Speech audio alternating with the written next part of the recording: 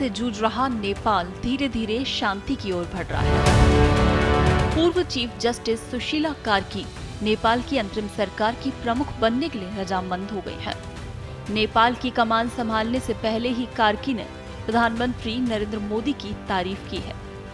कार्की ने कहा कि मैं मोदी जी को नमस्कार करती हूँ, मुझ पर मोदी जी का बहुत अच्छा प्रभाव है। उन्होंने एक इंटरव्यू के दौरान कहा कि वो इस जिम्मेदारी के लिए तैयार हैं। नेपाल में हालिया मूवमेंट की अगुवाई कर रहे जेनजी ग्रुप ने मुझ पर विश्वास जताया है कि मैं भले ही छोटी अवधि के लिए लेकिन सरकार की अगुवाई करूं। उन्होंने कहा कि मेरी पहली प्राथमिकता उन लोगों का सम्मान करने की होगी जिन्होंने प्रदर्शनों में अपनी जान खोई है। कार्की ने कहा कि हमारा पहला काम प्रोटेस्ट के दौरान मारे गए लोगों के परिवार वालों के लिए कुछ करने का होगा। कार्की ने नेपाल का समर्थन को लेकर भारत की भूमिका की बात करते हुए कहा कि मैं भारत का बहुत सम्मान करती हूं और उनसे प्यार करती हूं। मैं मोदी जी की कार्यशैली से प्रभावित हूं। भारत ने नेपाल की बहुत मदद की है। नेपाल के अस्थिर राजनीतिक इतिहास का हवाला देते हुए कार्की ने कहा कि नेपाल में शुरू से ही समस्याएं रही हैं।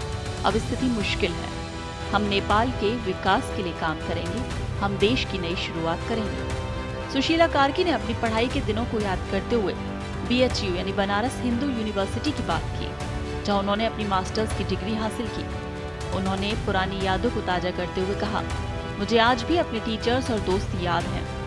गंगा नदी के किनारे हमारा हॉस्टल था। गर्मियों में हम छत पर सोते थे। सुशीला कार्की ने बताया कि उनका घर विराटनगर में है, जो भारत की सीमा से सिर्फ 25 मील दूर है। मैं अक्सर सीमा पर बने बाजार जाती थी। उन्होंने भारत के नेताओं को भाई बहन की तरह बताया। उन्होंने कहा कि हम भारत के नेताओं को अपने परिवार की तरह मानते हैं। सुशीला ने भारत से नेपाल की मदद की तारीफ की। उन्होंने कहा कि भारत ने हमेशा नेपाल का साथ दिया है।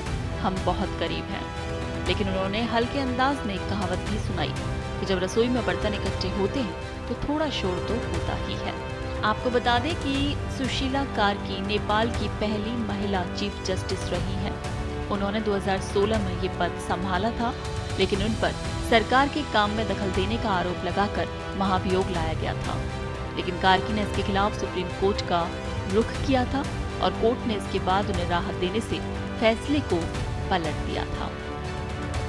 तो अभी फिलहाल आपको बता दें कि अंतरिम सरकार की प्रमुख के तौर पर जो नाम चल रहा है नेपाल में, वो पूर्व चीफ जस्टिस सुशीला कार्की का ही नाम सामने आ रहा है। जेनजीज ने सुशीला कार्की को अपनी पहली पसंद बताया है और अब नेपाल की कमान संभालने से पहले ही कार्की का ये बड़ा बयान सामने आया है, जिसमें उन्होंने भारत की प्रधानमंत्री नरेंद्र मोदी की तारीफ की है।